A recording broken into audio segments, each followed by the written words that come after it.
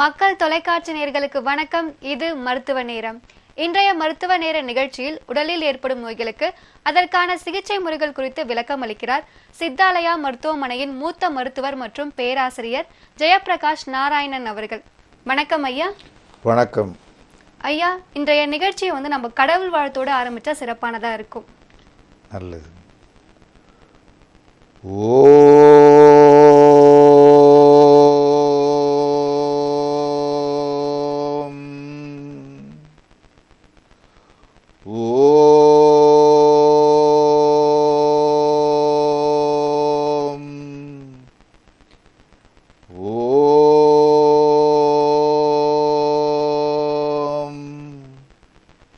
ஓம் நம சிவாய.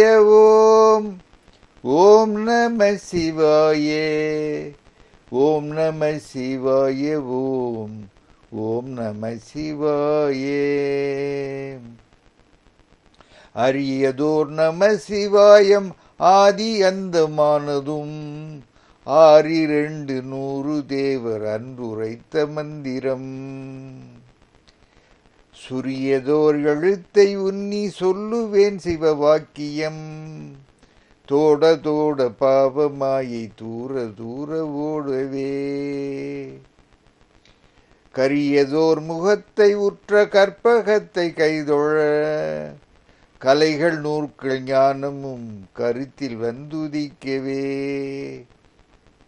பெரிய பேர்கள் சிறிய பேர்கள் கற்றுணர்ந்த பேரெல்லாம் பேயனாகி ஓதிடும் பிழை பொறுக்க வேண்டுமே. ஓம் நம சிவாய. ஓம் ஓம் நம சிவாய. ஓம் நம சிவாய. ஓம் ஓம் நம சிவாய. ஓம் சாயீஸ்வராய வித்மகே சத்ய தேவாய தீமகி தன்னோ சர்வ பிரச்சோதயாத். ஓம் சாந்தி சாந்தி சாந்தி. ஐயா, இப்ப பாத்தீங்கன்னா புதிய புதிய நோய்கள் வந்துகிட்டே தான் இருக்கு. ஆனா மக்களுக்கு பாத்தீங்கன்னா அதை பத்தின விழிப்புணர்வு இல்லாம இருக்காங்க. SLE ஒரு நோய் இருக்கு ஐயா, அப்படின்னா என்ன விளக்கமா சொல்லுங்க. அதாவது நம்ம உடம்புல ஏதாவது வைரஸோ பாக்டீரியாவோ அல்லது இந்த உடம்புக்கு பொருந்தாத ரசாயனங்களோ உள்ளே புகுந்தால் அதை எதிர்த்து அழிக்கக்கூடிய ஒரு தானியங்கி தற்காப்பு மண்டலம் இருக்கிறது. அதுக்கு பேர் ஆட்டோ இம்யூன் சிஸ்டம். அந்த தானியங்கி மண்டலம் இந்த மாதிரி வைரஸ் பாக்டீரியா ரசாயனங்கள் புகும்போது கிளர்ச்சியில் ஈடுபடுது. அந்த ரியாக்ஷன் கிளர்ச்சி ஆரோக்கியமான திசுக்களையும் பாதிக்கிறது. அந்த மாதிரி கிளர்ச்சியில் ஆரோக்கியமான திசுக்கள் பாதிக்கப்படுவதைத்தான் ஆட்டோ இம்யூன் டிசார்டர் என்று அழைக்கிறார். அந்த மாதிரிப்பட்ட ஒரு ஆட்டோ இம்யூன் டிசார்டர் தான் சிஸ்டமிக் லூப்பஸ் எரித்திமேட்டோசிஸ். தமிழில் இதை மேகசூலை என்று அழைக்கிறார். இது படிப்படியாக வரலாம், திடீரென்று வரலாம். சிலருக்கு இதனுடைய துயரங்கள் மந்தகதியில் ஏற்படுகின்றன, சிலருக்கு திடீரென்று ஏற்பட்டு விடுகின்றன. 15 வயதிலிருந்து 45 வயதுக்கு உட்பட்டவர்கள் தான் மிகவும் பாதிக்கப்படுகிறார்கள், அதிகமாக பாதிக்கப்படுகிறார்கள். 10 நோயாளிகள் SLE வந்தால் அதில் 9 பேர் பெண்கள், ஒருவர் தான் ஆணாக இருக்கிறார். சில நேரங்களில் இது மருத்துவமே இல்லாமல் கூட மறைந்து போகக்கூடும். பட் அது ரொம்ப அரிது. அதை நம்பிக்கொண்டு இருந்து விடக்கூடாது. இது முக்கியமாக உறுப்புகளில் சிதைவை ஏற்படுத்தி அழற்சியை ஏற்படுத்தக்கூடிய நோய். அதிலும் உள்ளுறுப்புகளில் நுரையீரல், மூளை, இருதயம், நாடிகள், நிணநீர் கோளங்கள் இவைகளெல்லாம் கூட தாக்கும். இதுதான் என்னுடைய இயல்பு. ஐயா, SLE உடைய சித்த மருத்துவ பெயர் பத்தி தெரிஞ்சுக்கலாமா? அதான் மேகசூலை. மேகசூலை நோய். மேகசூலை மேகசூளை நோயுடைய குறிகுணங்கள் பத்தி சொல்லுங்க ஐயா. இந்த குறிகுணங்கள் முதல்ல பாதிக்கப்படுற பெரும்பாலான பாதிப்பு தோலில் தான் ஏற்படும். சிலருக்கு இந்த முகத்தில் முகத்தண்டையும் மறைத்து கொண்டு மங்கு படர்ந்த மாதிரி இருக்கும். பட்டர்ஃப்ளை மாதிரி மங்கு படர்ந்திருக்கும். இதே மாதிரி உடம்புலையும் தடிப்புகள் ஏற்படலாம். அந்த தடிப்புகள் சூரிய ஒளியினால் அதிகப்பட்டுடலாம். சிலருக்கு என்னென்னா தீயினால் சுட்டது போன்ற கொப்புளங்கள் கூட ஏற்பட்டுரும். புல்லஸ் எஸ்எல்இன்னு பேர் இருக்குது. புல்லஸ் சிஸ்டமிக் லூபஸ் எரித்திமேட்டஸ்னு பேர். அதுக்கடுத்தால மூட்டுகள் விரல்கள், மணிக்கட்டு, முழந்தாள் மூட்டு இவைகளெல்லாம் வீங்கிறது, வலிக்கிறது, நீட்ட மடக்க முடியாமல் சிரமப்படுறது இது ஏற்படலாம். 85 விழுக்காடு நோயாளிகளில் சுரம் காணப்படுகிறது, ஃபீவர் ஏற்படும். இது தவிர முடி கொட்டுவது, வாய்ப்புண் ஏற்படுவது, நிணநீர் கோளங்கள் வீங்குவது இவைகளெல்லாம் கூட ஏற்படும். ஒரு விதமான எஸ்எல்இயில் தோலை தவிர எதுவும் பாதிக்கப்படாது. அதுக்கு டிஸ்காய்டு லூப்பஸ் என்று பெயர். எந்த உறுப்பு பாதிக்கப்படுகிறதோ அதை ஒட்டிய குணங்கள் ஏற்படும். இதயத்தில் வால்வு டேமேஜ் ஆகும். அந்த இதய தசை பகுதி பாதிக்கப்பட்டு மயோகார்டைட்டிஸ்னு பேர். இதயத்தினுடைய மேலே இப்போ இதயத்தை போர்த்தி கொண்டிருக்கின்ற அந்த சளி போர்வைக்கு பெரிகார்டியம்னு பேர். அதில் வீக்கம் ஏற்பட்டு திரவம் சுரந்து பெரிகார்டைட்டிஸ் ஏற்படலாம். அதே மாதிரி நுரையீரலில் பாதிப்பு ஏற்பட்டு சளி இருமல் ஏற்படலாம். இரத்த குழாய்களில் ஆர்டரைட்டிஸ்ன்னு பேர். அந்த ஆர்டரைட்டிஸின் காரணமாக இரத்த குழாய் சுருங்கி போகலாம். இரத்த குழாயில் இரத்தம் கட்டலாம். மாரடைப்பு, பக்கவாதம் போன்ற நோய்கள் ஏற்படலாம். அதே மாதிரி நிணநீர் குழாய்கள் வீங்கி போகலாம். இரத்தம் பாதிக்கப்பட்டு இரத்த உற்பத்தி பாதிக்கப்பட்டு அதன் காரணமாக சைட்டோபீனியா என்று பேர்.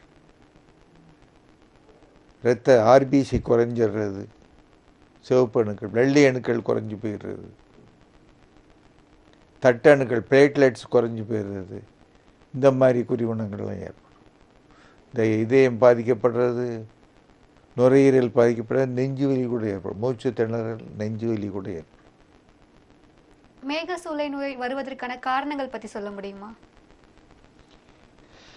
மேகசூளை வருவதற்கு உரிய முக்கிய காரணம் பிறவியிலேயே ஏற்பட்டது ஒன்று. அதோட சூழ்நிலைகள் சேர்ந்துக்கிறது. அதையும் ரொம்ப வரையறுத்து சொல்ல முடியலை. எப்படின்னா, ஏற்கனவே பிறவியில் இந்த நோய்க்கு இலக்காகக்கூடிய தன்மையோடு பிறக்கிறவர்களுக்கு வெயிலில் போனாங்கன்னா இவங்களுக்கு படைகள் ஏற்படும், தடிப்புகள் ஏற்படும். அந்த தடிப்புகள் உடலினுடைய எல்லா பகுதியிலையும் காணப்படலாம், ஒரு பகுதியில் மட்டும் காணப்படலாம். சில தொற்று நோய்கள், சிலர் சொல்லுவாங்க டெங்கு ஃபீவர் வந்தது, அதை தொடர்ந்து எனக்கு முட்டு வீக்கம்லாம் வந்தது, சிக்கன் குனியா வந்தது, அதுலேருந்து என்னால் நடக்க முடியல என்பார்கள். இந்த மாதிரி தொற்று நோய்கள் ஏற்பட்டால் அது ஏற்கனவே இருக்கக்கூடிய அந்த இலக்காகக்கூடிய தன்மையை தூண்டி விட்டுரும் தொற்று நோய்கள். இது தவிர ரசாயனங்கள், மருந்துகள், வலிப்பு நோய்க்கு, இரத்த அழுத்த நோய்க்கு கொடுக்கக்கூடிய மருந்துகள் இந்த லூப்பஸை ஏற்படுத்தலாம். ஆனால் மருந்துகளால் ஏற்படக்கூடிய நோய் மருந்துகளை நிறுத்தினதும் சரியாக போயிடும். 100க்கு 85 விழுக்காடு சரியாக போயிடும். சிலரில் அது தொடர்ந்து இருப்பதும் உண்டு. இதெல்லாம் நோய் ஏற்படுவதற்கான காரணங்களோட ரிஸ்க் ஃபேக்டர்ஸ், சூழ்நிலைகள். ஐயா, இந்த நோயுடைய சிக்கல்கள் பற்றி சொல்லுங்க. மதுமேக சூளை நோயுடைய சிக்கல்கள் பத்தி சொல்லுங்க ஐயா. என்னென்ன மாதிரியான பிரச்சனைகள் ஏற்படும்? சில பேர் வந்து முறையான சிகிச்சை எடுக்காம இருப்பாங்க. காம்ப்ளிகேஷன்ஸ் என்ன, தோலில் வந்து தடிப்பு இதெல்லாம் அவ்வளவு தொல்லை கொடுக்காது. ஆனால் தீச்சுட்டது போன்ற கொப்புளங்கள் ஏற்பட்டால் சமயத்தில் அவங்கள இன்டென்ஸ் கேர் யூனிட்டில் கூட எடுத்துகிட்டு போக வேண்டியிருந்தது. அந்த மாதிரி தோல் பாதிப்பு ஏற்பட்டால், இதயம் பாதிப்பு ஏற்பட்டுச்சுன்னா நெஞ்சு வலி, மாரடைப்பே ஏற்படலாம். மாரடைப்பு ஏற்படுவதில் ஒரு கணிசமான பிரிவினர் இந்த சிஸ்டமிக் லூப்பஸ் எரித்மெட்டஸ் வந்தவர். நுரையீரல் பாதிப்பு ஏற்பட்டால் நுரையீரல் அழற்சி, பல்மனைட்டிஸ், மூச்சுக்குழல் அழற்சி, பிராங்கைட்டிஸ் ஏற்படலாம். நுரையீரலுக்குள் இரத்த கசிவு ஏற்பட்டால் இருமலில் இரத்தம் காணப்படும். அதே மாதிரி மாறி மாறி பல்மனைட்டிஸ், பிராங்கைட்டிஸ் இதெல்லாம் வந்து கொண்டே இருந்தால் அந்த நுரையீரலுடைய நெகிழ்வுத்தன்மை குறைந்து போய் இன்டர்ஸ்டீஷியல் லங் டிசார்டர் ஏற்பட்டுவிடும்.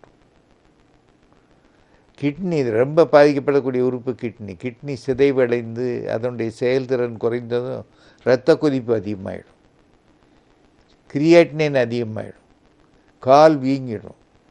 இதெல்லாம் கிட்னியினுடைய பாதிப்பினால் ஏற்படக்கூடிய. அதே மாதிரி இரத்தத்தில் சிவப்பு அணுக்கள் குறைந்தால் இரத்த சோகை வந்துடும். வெள்ளை அணுக்கள் குறைந்தால் அந்த நோயாளிக்கு அடிக்கடி தொற்றுக்கள் வந்துடும். ஊரில் எந்த தொற்று வந்தாலும் முதல்ல அவருக்கு வந்துடும். தெரியுதா?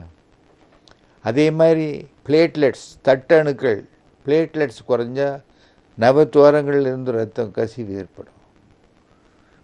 இதெல்லாம் இதனுடைய காம்ப்ளிகேஷன்ஸ், சிக்கல்கள். ஐயா, குழந்தையின்மை பிரச்சனை வந்து நிறைய பேருக்கு இருக்கு. இந்த லூப்பஸ் நோயால பாதிக்கப்பட்டவங்க வந்து கருத்தரிக்க முடியுங்களா? அதாவது கருத்தரிக்காமல் இருப்பதுதான் நல்லது. கருத்தரித்தால் இரத்த கொதிப்பு அதிகமாகி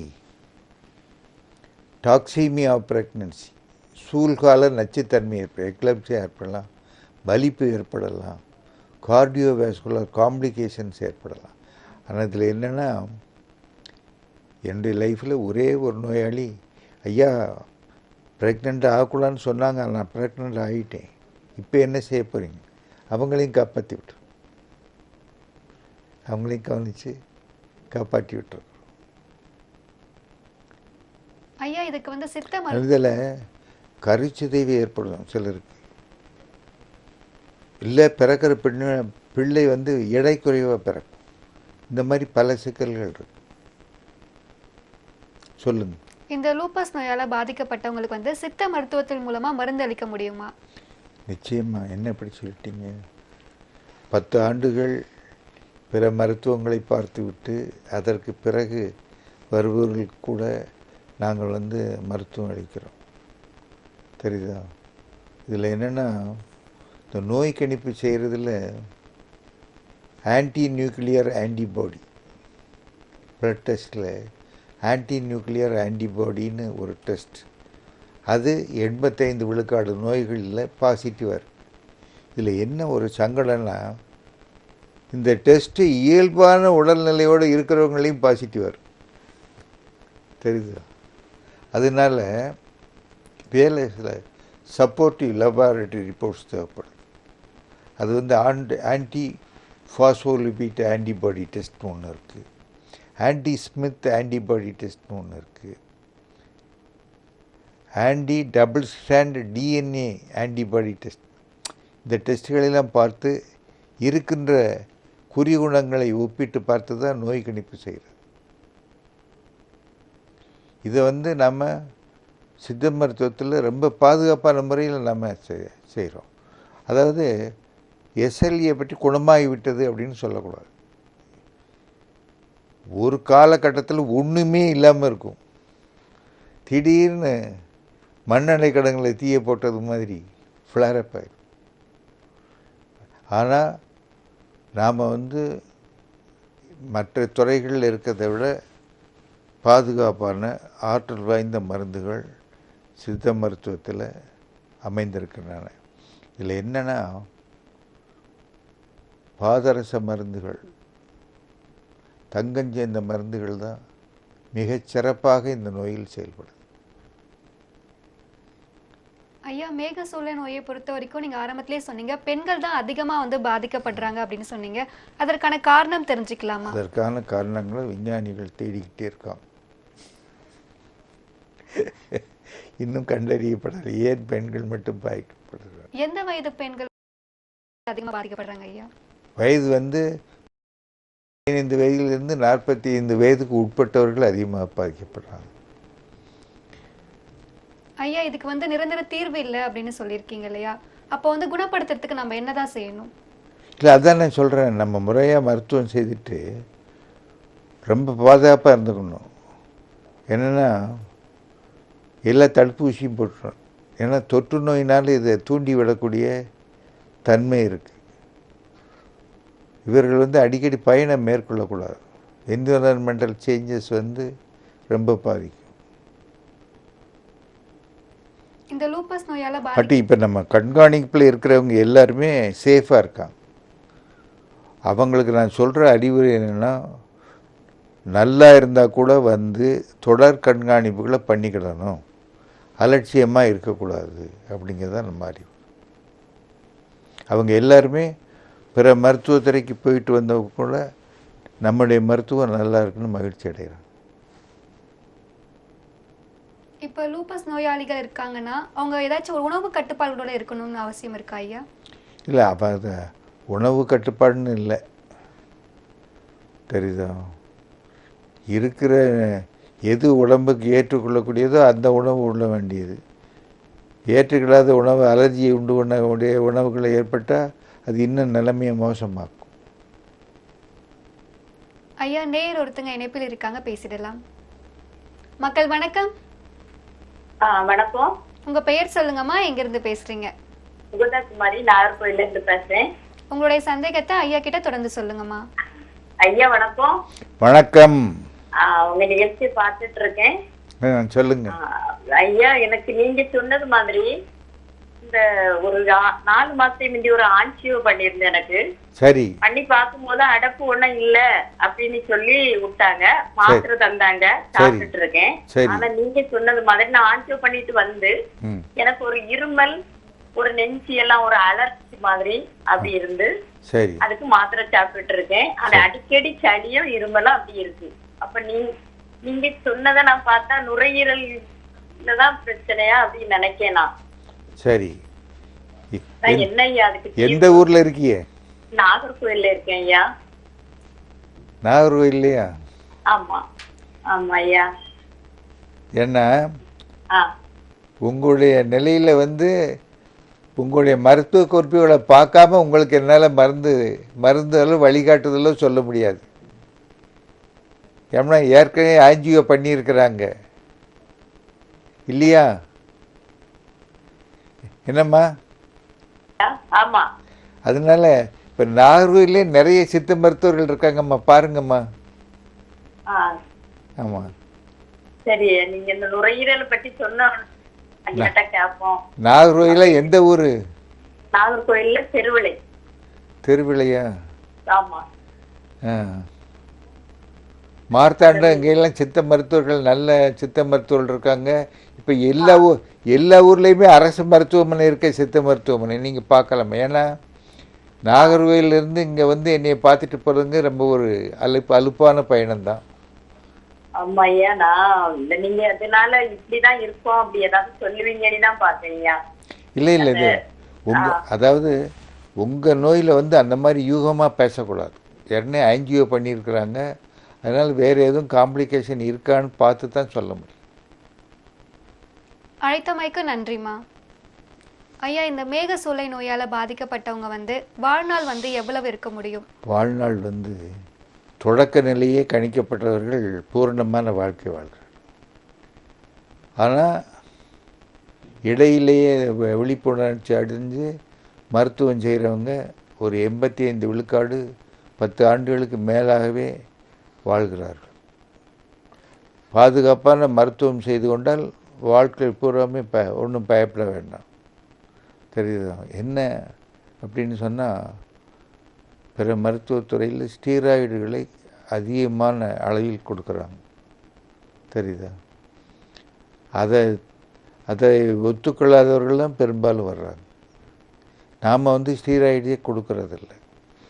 நம்முடைய அணுகுமுறைக்கும் நவீன மருத்துவத்தை அணுகுமுறைக்கும் வேறுபாடு இருக்குது. நம்ம நவீன மருத்துவத்தை நம்ம குறை சொல்லலை. நவீன மருத்துவத்தில் பெரும்பாலும் எஸ்எல்இயில் இம்யூனோ சப்ரெசிவ் ட்ரக்ஸை தான் கொடுக்குறாங்க. இந்த தானியங்கி பாதுகாப்பு மண்டலத்தை அமுக்கக்கூடிய மருந்துகளை கொடுக்காங்க. நம்முடைய சித்த மருத்துவத்தில் இந்த தானியங்கி மருந்து மண்டலத்தை சமச்சீர் நிலையில் செயல்படக்கூடிய மருந்துகளை கொடுக்கும். அஜிடேட் பண்ணாத தம்பி, கொஞ்சம் அமைதியாக இருன்னு சொல்லி நம்ம நிதானப்படுத்துகிறோம். அதுதான் நம்முடைய மருத்துவத்திற்கும் நவீன மருத்துவத்துக்கும் உண்டான வேறுபாடு. நேயர் ஒருத்தங்க இணைப்பில் இருக்காங்க, பேசலாம். மக்கள் வணக்கம். ஹலோ வணக்கம், உங்க பெயர் சொல்லுங்க, எங்கிருந்து பேசுறீங்க? என் பேர் ஜமுனாங்க. நாங்க பழத்தூர்ல இருந்து பேசுறேன். மருத்துவர்கிட்ட உங்களுடைய சந்தேகத்தை தொடர்ந்து சொல்லுங்கம்மா. ஐயா சொல்லுங்கம்மா. எங்க மருமகன் அவங்க சென்னையில தான் இருக்கிறாங்க. சரி. அவங்க குழந்தை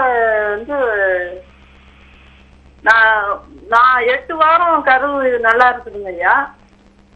8 வாரம் கரு நல்லா இருக்குதா? சரி சரி சரி. அப்புறமா அந்த இல்லைன்னு சொல்லிடுறாங்க டாக்டரு. இப்போ என்ன சொல்றாங்க? அது அந்த கரு அந்த மாதிரி இப்போ 4 டைம் அது எதுவுமே இல்லை. இதுல அப்படியே விட்டாலும் அபாசம் மாதிரி ஆயிருக்கு. கரு சிதைவு ஏற்பட்டுருச்சா? ஆமாங்க ஐயா. இல்ல சிதறு ஏற்படனால அது டாக்டர் எடுத்துடணும் இதயத்துக்குள்ள உடம்புலயே விட்டா.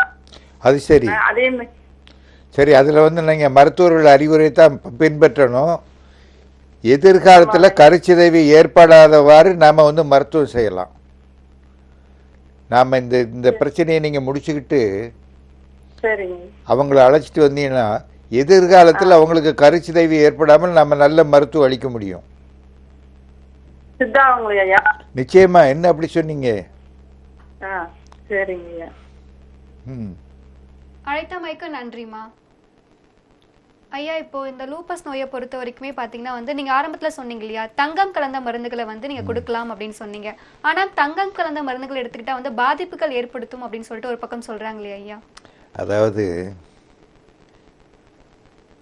தங்கம் சேர்ந்த மருந்துகள் மாடர்ன் ஃபார்மகாலஜியில் ஊசியாக போடப்பட்டுச்சு.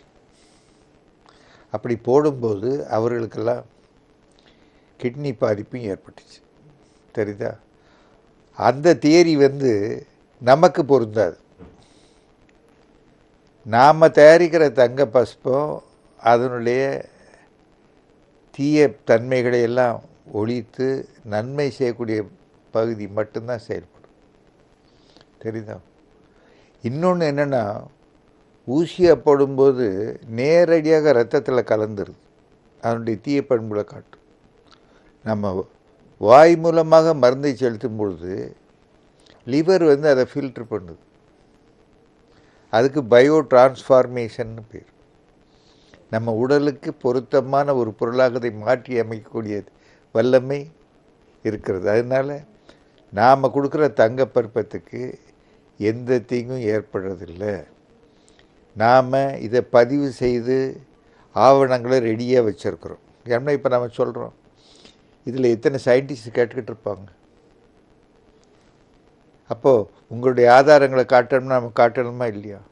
அதுக்காக நாங்கள் பதிவேடுகளையெல்லாம் தயாராக வச்சுருக்கோம். இந்த தங்கத்தினால தீங்கு ஏற்படுங்கிறது பன்னாட்டு கம்பெனிகள் திட்டமிட்டு செய்கின்ற பொய் பிரச்சாரம்.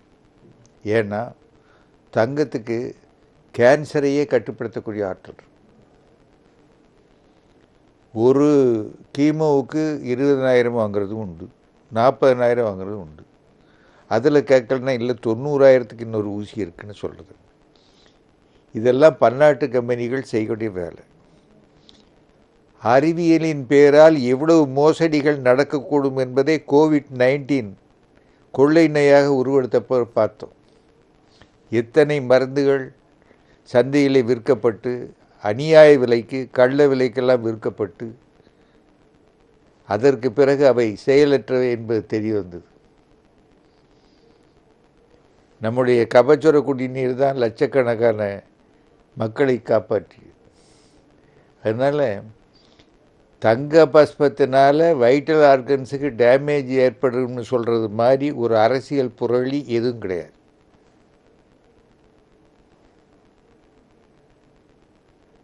ஐயா, இந்த தன்னுடல் தாக்கும் நோய் தான் வந்து லூப்பஸ்னு சொல்லக்கூடிய இந்த வியாதி. இந்த வியாதி போல மற்ற வியாதிகளும் இருக்கும் இல்லையா? இருக்கு. நம்ம ருமட்டாய்டு ஆர்த்ரைட்டிஸு இதே மாதிரி நோய் தான். ருமட்டாய்டு ஆர்த்ரைட்டிஸும் இதே போன்ற நோய் தான். ஆனால் இதே மாதிரி ஒரு ஆபத்தான நோயின்னு சொல்ல முடியாது. நிறைய ஆட்டோ இம்யூன் டிசார்ட்ஸ் நிறைய இருக்கு. அப்பர் மோட்டார் நியூரான் டிசீஸ்ன்னு சொல்கிறாங்க. நல்லா நடந்துக்கிட்டு இருக்கவர் திடீர்னு எனக்கு நடக்க முடியல, கால் வர மாட்டேங்கிறார். அது மோட்டார் நியூரான் டிசீஸ்.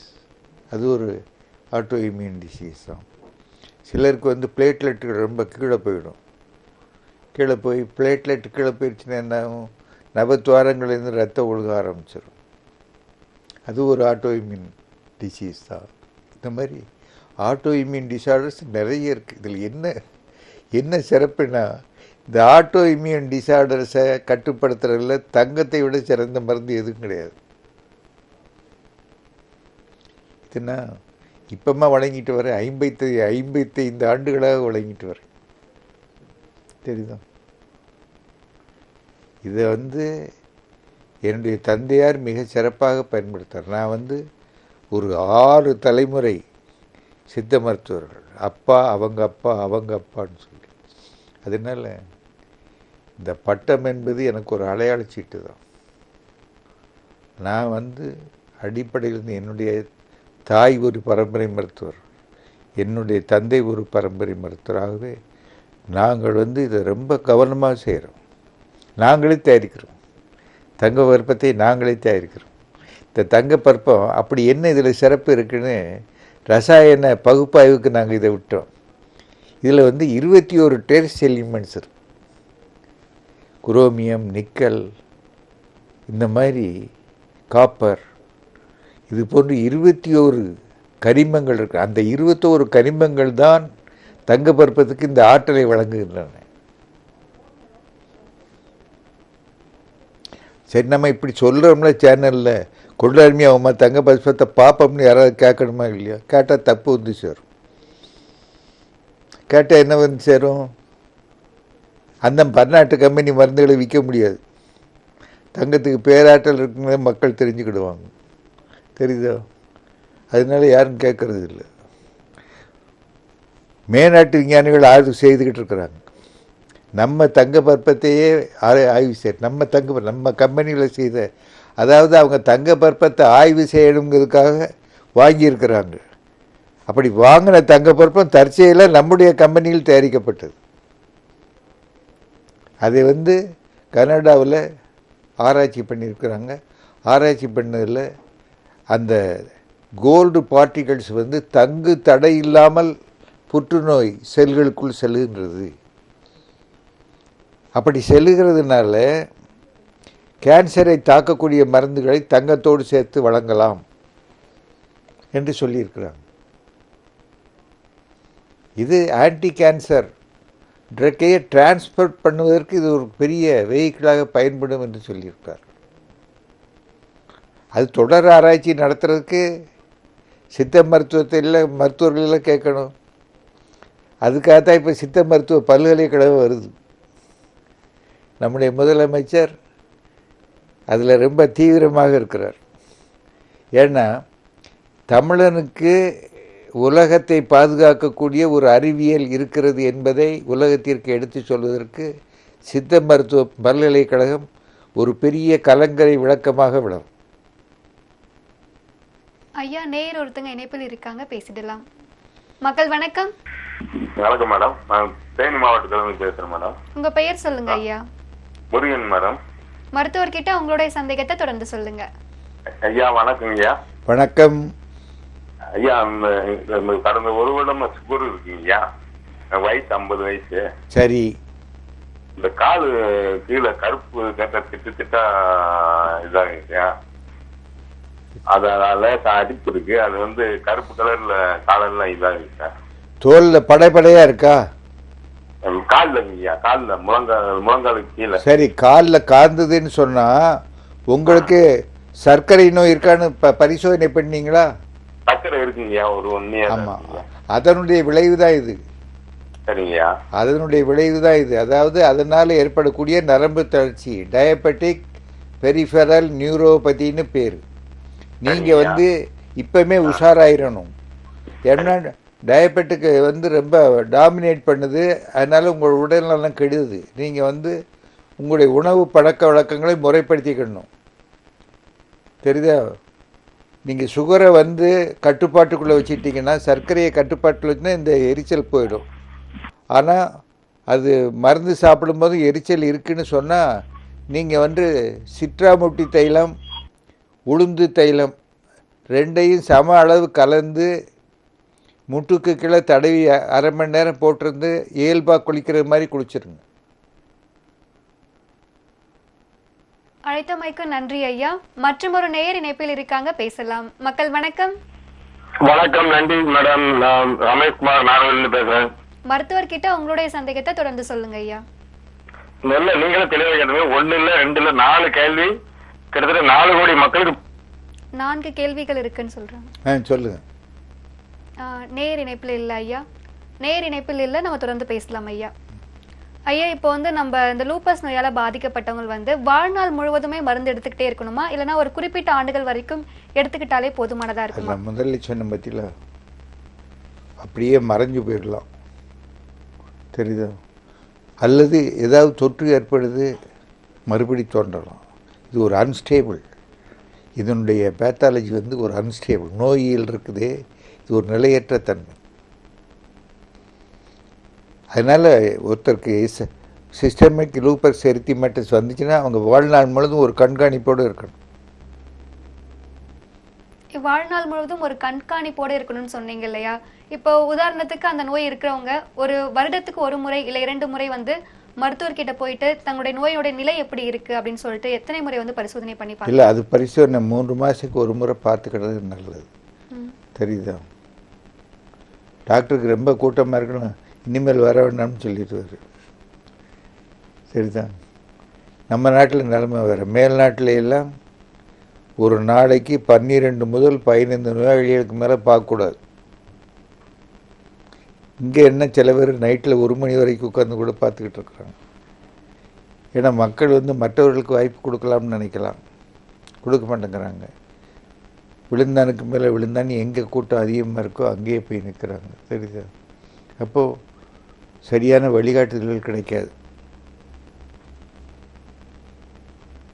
இப்போ பல பேருக்கு வந்து மன அழுத்த பிரச்சனை இருக்கு ஐயா.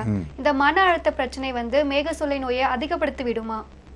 நிச்சயமா. ஏன்னா மூளையிலேயே பாதிப்பு ஏற்படலாம். மூளையிலேயே பாதிப்பு ஏற்பட்டு இவங்க அப்நார்மலாக பிஹேவ் பண்ண கூட இருக்கும். நினைவு மறதி ரொம்ப இருக்கும். சிலர் வந்து எழுத தெரியும், அவங்க நினைக்கிறத உடனடியாக சொல்ல முடியாது. அந்த மாதிரி சில மூளை பாதிப்புகள் ஏற்படும். நம்ம முதல்ல அதை சொன்னோமே. இப்போ லூப்பஸ் நோயால பாதிக்கப்பட்டிருக்காங்கன்ற பட்சத்துல வந்து அவங்க வந்து உடல் பயிற்சிகள் வந்து செஞ்சு நம்மளுடைய மெடிடேஷன் எல்லாம் பண்ணுவாங்க இல்லையா? அது பண்ணது மூலமா வந்து மன அழுத்தத்தை கட்டுப்படுத்த முடியும். நல்ல கேள்வி. நம்ம முன்னோர்கள் வந்து மருந்தில்லாத மருத்துவத்தை தான் முதல்ல சொன்னாங்க. தெரியுதா? வேர்பாறு தழைபாறு மிங்கினாக்கால் மெல்ல மெல்ல பற்ப செந்தூரம் பாருன்னு சொன்னாங்க. அதற்கு முன்னால் பேர் கூட வேண்டாம், பிராணாயாமம் ஒரு நல்ல பயிற்சி. இந்த ஆட்டோ இம்யூன் சிஸ்டத்தை ஒழுங்குபடுத்துறதுல பிராணாயாமத்துக்கு மூச்சு பயிற்சிக்கு நிகரான ஒரு அணுகுமுறையே கிடையாது. தெரியுதா? அதை ஒரு 5 நிமிடமாவது பயிற்சி பண்ணணும். திருமூலர் வந்து என்ன சொல்கிறாருன்னா, யமன் இந்த பக்கம் வந்தாம்னா அவன் உதச்சி அனுப்பணுங்கார். பிராணாயாமத்தை ஒழுங்காக செய்தால் ஆட்டோ இம்யூன் சிஸ்டம் அவ்வளவு நன்றாக அமையும். காற்றை பிடிக்கும் கணக்கறிவாளருக்கு கூற்றை உதைக்கும் குறியது ஓமேன்னு சொல்கிறார். யமன் இந்த பக்கம் வரக்கூடாது, வந்தால் உதைச்சு அனுப்பணும் அப்படிங்க. ஆனால் யார் பிராணாயாமம் செய்கிறா? ஒரு 5 நிமிடம் செய்யக்கூட ஒரு மன ஊக்கம் இல்லை பலருக்கு. அந்த 5 நிமிடம் செய்தால் அவ்வளவு ஆற்றல் உடம்புல ஏற்படும்.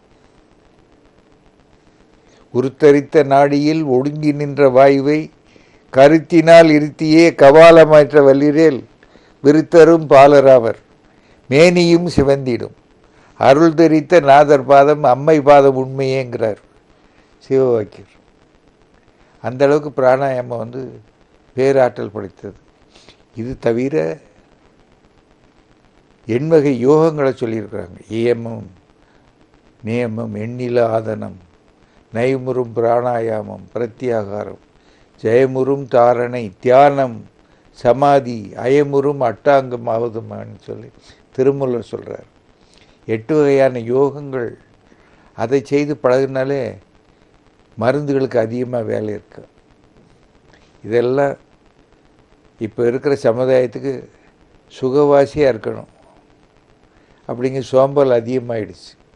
சரிதான்.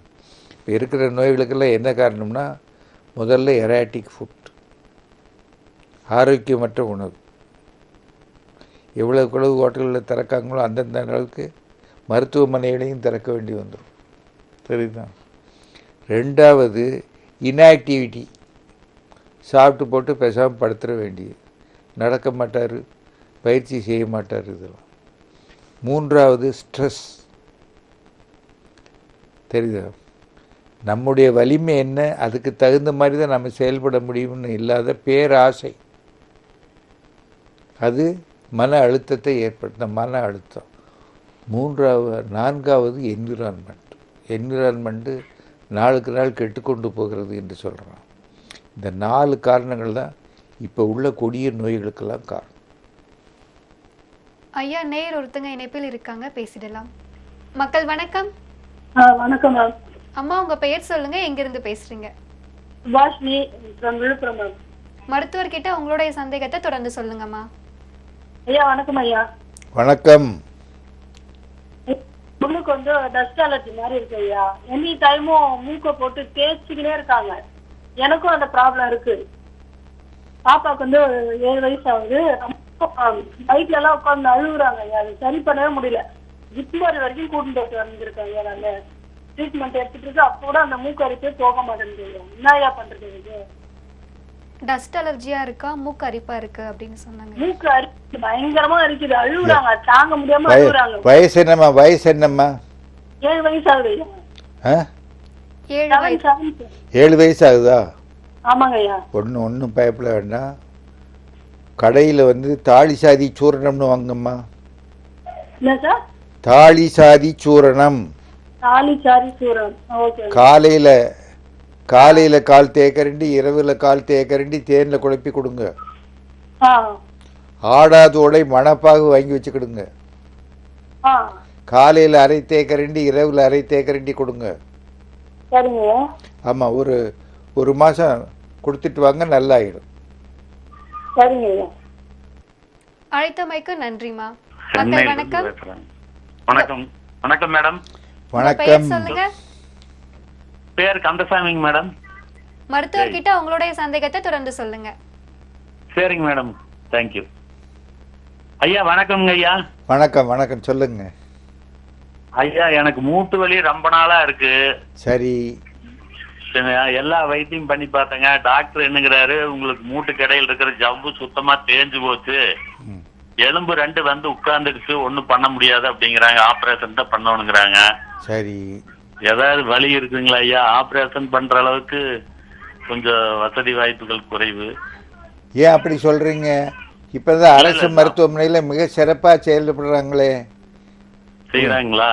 ஆமா, இப்பதான் முதலமைச்சர் இன்சூரன்ஸ் திட்டம், காப்பு திட்டம் இருக்கு, பிரதமருடைய காப்பு திட்டம் இருக்கு. வைக்கல? இல்ல அதெல்லாம் வச்சிருக்கிறேங்க. இல்ல நீங்க சொன்னதுக்காக நான் சொல்றேன். என்னால வசதி இல்லையா இதெல்லாம் பாக்குறதுக்குன்னு சொல்றீங்களே, அதுக்காக நான் சொல்றேன். ஏன்னா மூட்டில் வந்து 85 விழுக்காடு மூட்டு நோய்களை சித்த மருத்துவத்தினால குணமாக்க முடியும். ஆனால் மூட்டில் வந்து உள்பகுதியில் புண்ணு ஏற்பட்டாலோ அல்லது சர்ஃபேஸ் வந்து கார்டிலேஜ் முற்றிலும் தேய்ந்து விட்டாலோ அதற்கு வந்து ஜாயிண்ட் ரீப்ளேஸ்மெண்ட்டு தான் பண்ணணும். அது வந்து இந்த 15 விழுக்காடு பகுதியில் மருத்துவம் செல்லாது. ஆக நீங்கள் டாக்டர் சொன்னாங்க. எந்த ஊரில் இருக்கிறீங்க? சார் திருப்பூர் பக்கம் ஐயா. திருப்பூர்ல இருந்து ஒரு 15 கிலோமீட்டர் வித்தியாசத்துல இருக்கிறேன். ஆமாம், நீங்கள் திருப்பூர்லேயே நிறைய சித்த மருத்துவர்கள் இருக்காங்க. சரிங்க. தாராளமாக காட்டலாம். காட்டி அவங்க நல்ல மருத்துவம் அளிப்பாங்க. உங்களுக்கு அதில் திருப்தி இல்லைன்னு சொன்னால் நீங்கள் ஜாயிண்ட் ரீப்ளேஸ்மெண்ட் செய்துக்கிறதா நல்லது. சரிங்க ஐயா. அழைத்தமைக்கு நன்றி ஐயா. ஐயா, நீங்க வந்து பொதுக்கூட்டங்கள்ல பாத்தீங்கன்னா வந்து புற்றுநோய் பத்தி நிறைய விஷயங்கள் வந்து பேசிட்டு இருக்கீங்க. இப்ப சமீபத்துல எந்த வகையான புற்றுநோய் வந்து அதிகமா வந்து மக்களை பாதிச்சுட்டு இருக்கு? சித்தாலயால என்ன வகையான புற்றுநோய்க்கு நீங்க சிகிச்சை அளிச்சிட்டு இருக்கீங்க? அதாவது புற்றுநோயில் 120க்கு மேற்பட்ட வகைகள் இருக்கிறாங்க. ரொம்ப அதிகமாக இருக்கிறது எதுனா மார்பக புற்றுநோய். மொத்த புற்றுநோயாளிகள்லேயே 27 விழுக்காடு யார்? மார்பக புற்றுநோயாளிகள். அதுக்கு அடுத்த நிலையில் வரக்கூடிய நுரையீரல் புற்றுநோய், அதுக்கு அடுத்த நிலையில் வாய் புற்றுநோய், இரைப்பை புற்றுநோய், கணைய புற்றுநோய், சினைப்பை புற்றுநோய், கருப்பை புற்றுநோய், இவைகள் தான் பெருங்குடல் புற்றுநோய். இவைகள் தான் அதிகமாக காணப்படும். இதுதான் நம்மகிட்ட இருக்க நோயாளிகளில் அதிகமாக இருக்கக்கூடிய நோயாளி. ஆனால் என்னென்னா இப்போ இருக்கிறதுல மொத்தம் நம்முடைய பார்வையில் இருக்கக்கூடிய நோயாளிகள் கிட்டத்தட்ட 40 பேர். இந்த 40 பேர் இல்லை 10 பேர் மூளையை பற்றிய புற்றுநோயுடையவர்களாக இருக்கு.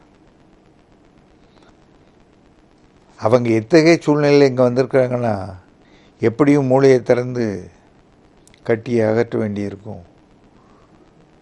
அப்படிங்கிறத கேட்டுட்டு முதல்ல அதுக்கு ஆகிற பொருட்செலவு, அந்த பொருட்செலவு செய்தாலும் எந்த விதமான உறுதிமொழியும் கிடையாது. என்ன வேண்டுமானாலும் நடக்கலாம், அதற்கு நாங்கள் பொறுப்பேற்க முடியாது என்கிற அளவு தான் மருத்துவர்கள். நம்ம மருத்துவர்களை குறை சொல்லலை, இருக்கிற உண்மை நிலையே இதுதான். அவர்கள் தான் நம்மிடத்தில் வராங்க. அவர்களுக்கு வியக்கத்தக்க அளவிற்கு நம்ம மருத்துவம் செய்துக்கிட்டு இருக்கோம். அவங்களுடைய குறிகுணங்களை அவ்வளவு எல்லாருமே ரொம்ப மகிழ்ச்சியில் இருக்கிறாங்க.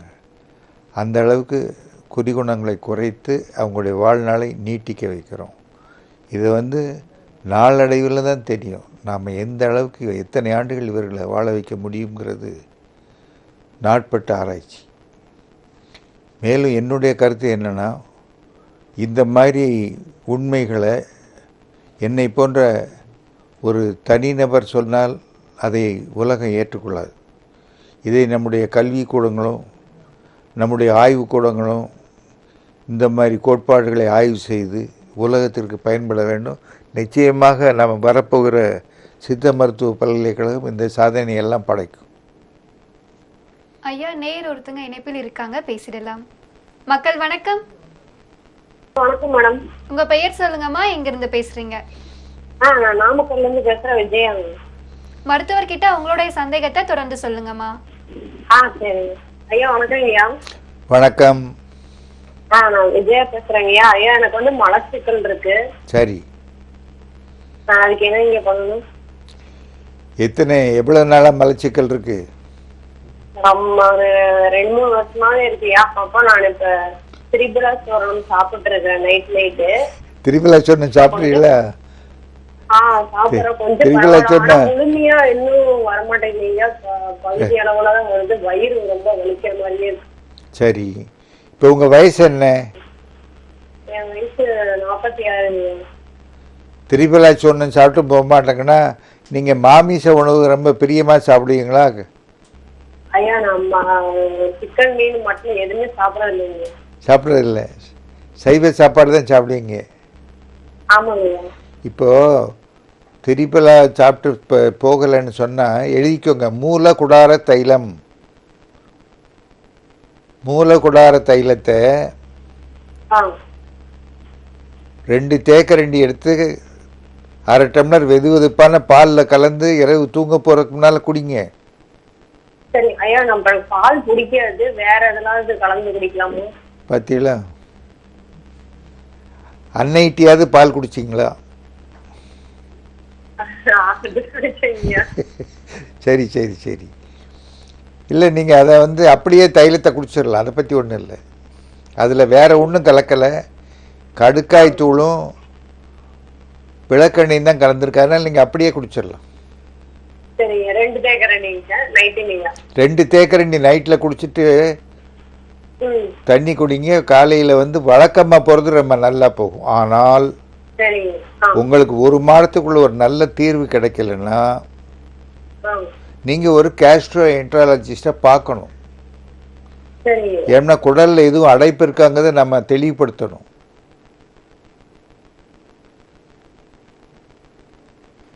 அழைத்தமைக்கு நன்றிம்மா.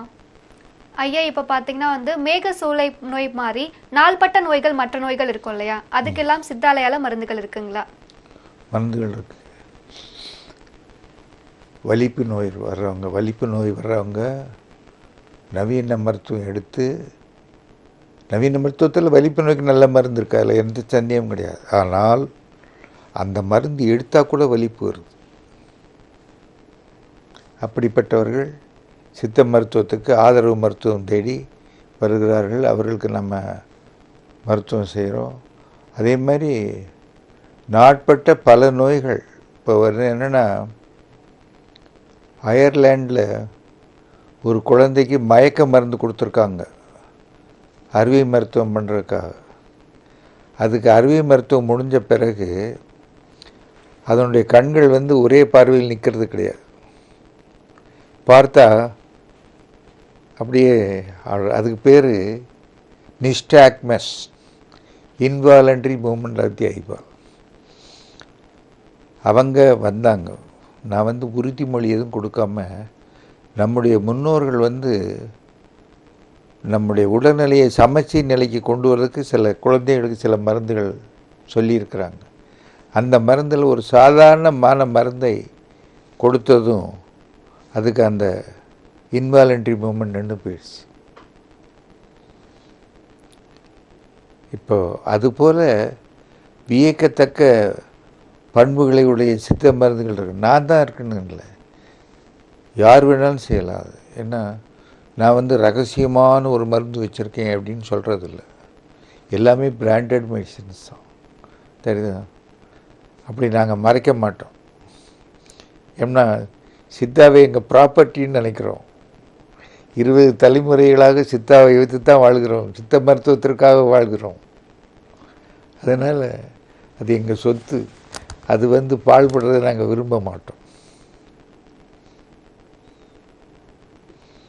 ஐயா, மேகசூளை நோயை பொறுத்த வரைக்கும் பெண்கள் அதிகமாக பாதிக்கப்படுறாங்க இல்லையா? பெண்களுக்கு இது குறித்த முழுமையான விழிப்புணர்வு இருக்குங்களா இப்போதைய? விழிப்புணர்வு இல்லை, அதனால் அவங்க ரொம்ப பயந்துடுறாங்க. இது நம்ம சொன்னோமே, எல்லா உறுப்புகளும் பாதிக்கப்பட்டதும் மூட நம்பிக்கைகளுக்கு இடம் கொடுத்துட்றாங்க. இது எதுவும் பேய் பிசாசு பில்லி சூன்யம் இருக்குமோ அப்படின்னு நினச்சிட்றாங்க. அதனால தான் நம்ம இதை ஒரு பிரச்சாரமாக பண்ணுறோம். இதில் என்கிட்ட வாங்க, நான் தான் குணப்படுத்தலாம் சொல்லலை. சித்த மருத்துவத்தில் மிகச்சிறந்த மருந்து இருக்குது. சிஸ்டமிக் லூப்பஸ் எரித்திமேட்டோசஸை கட்டுப்படுத்தக்கூடிய, நிதானப்படுத்தக்கூடிய ஆற்றல் வாய்ந்த மருந்துகள் சித்த மருத்துவத்தில். நான் தான் பார்க்கணுங்க அவசியம் இல்லை. எந்த அனுபவமும் ஆற்றலும் படைத்து எந்த சித்த மருத்துவரும் அதை செய்ய முடியும். இந்த லூப்பஸ் நோயை முற்றிய நிலையில வருவாங்க இல்லையா? இப்போ நுரையீரல் பாதிச்சு வருவாங்க, இல்ல மூளை பாதிச்சு வந்தாங்க. ஐயோ, பெரிய அநியாயம். இவங்களை அடிக்கடி முற்றிய நிலையில் உள்ளவங்களை அடிக்கடி ஹாஸ்பிட்டலுக்கு இதய பாதிப்பு, நுரையீரல் பாதிப்பு, கிட்னி பாதிப்பு என்று அடிக்கடி இவர்களை மருத்துவமனைக்கு அழைத்து செல்ல வேண்டி வந்துடும். அதனால தான் உஷாராக இருக்கணும்னு சொல்லியிருக்கிறேன். நல்ல மருத்துவரை தேர்ந்தெடுக்கணும். எல்லா துறையிலையும் நல்லவர்களும் இருக்காங்க, சுயநலமைகளும் இருக்காங்க. நல்ல மருத்துவரை தேர்ந்தெடுத்து அவர் என்ன சொல்கிறாரோ அதை முறையாக பின்பற்றணும். ஒரு ஆபத்து வராது, பூரண ஆயுள் வாழலாம். அது நவீன மருத்துவமாக இருந்தாலும் சரி, சித்த மருத்துவராக இருந்தாலும் சரி, நல்ல மருத்துவரை தேர்ந்தெடுத்து அவர்கள் வாழ்நாள் முழுவதும் என்ன வழிகாட்டுதல் கொடுக்குறோம் அதை ஒழுங்காக பின்பற்றணும். இப்போ ஒரு சில மருத்துவமனைகளை பார்த்தீங்கன்னா வந்து முற்றிய நிலையில வந்தா வந்து அனுமதிக்க மாட்டாங்க, இல்லை எங்களால் பண்ண முடியாது அப்படின்னு சொல்லி ஒதுக்கிடுவாங்க இல்லையா? இல்லை, அந்த மாதிரி ஒதுக்கக்கூடிய கேஸ் இல்லை இப்போ. தெரியுதா? இப்போ நான் என்ன சொல்கிறேன்னா, நம்முடைய தமிழகம்தான் த கேபிட்டல் ஹெல்த், சென்னை, அதுவும் Chennai the health capital of Asia. தெரியுதா? நம்மளில் சில பேர் வசதி இருக்குங்கிறதுக்காக வெளிநாட்டுக்கு மருத்துவத்துக்கு போகிறாங்க. அதெல்லாம் தேவையில்லை. நம்ம டாக்டர், நவீன மருத்துவர்களும் நம்முடைய மருத்துவர்கள், உலகத்திலே சிறந்த வல்லுநர்கள் நம்முடைய சென்னையில் இருக்கிறாங்க. தெரியுதா? சரி, சில நேரத்தில் என்ன செய்கிறாங்கன்னா, பெரிய முக்கிய பிரமுகர்கள், நடிகர்கள் சோமில்லன்னு சொன்னால் நீங்கள் வெளிநாட்டுக்கு போங்கன்னு சொல்லிடுறாங்க. ஏன்னா நம்ம ஊருக்காரங்க கூட உங்களுக்கு தெரியும், அந்த நடிகருக்கு ஏதாவது ஆகி போச்சுன்னா உடனே எங்கள் தலைவரை இப்படி பண்ணிட்டாங்க இந்த மருத்துவமனையில் கல்லை விட்டு எரிய ஆரம்பிச்சிருவாங்க. தெரியுதா? அதனால ஐயா போய் சேருங்க, ஐயா வெளிநாட்டில் போய் வைத்தியம் பண்ணிட்டு வாங்கன்னு அனுப்பிச்சி விட்ருறாங்க. அல்லட்ட நம்முடைய உலகத்திற்கு, இந்த உலகத்திலேயே மிகச்சிறந்த வல்லுநர்கள் நம்முடைய சென்னையில் இருக்கிறாங்க. ஐயா, இது வரைக்கும் மேகசூளை நோய்னு சொல்லப்படுற SLA பற்றி சிறப்பாக தெளிவாக விளக்கமளித்ததற்கு ரொம்ப நன்றி ஐயா. நன்றி. வாழிய செந்தமிழ், வாழ்க தமிழர், வாழிய பாரத மணி திருநாடு.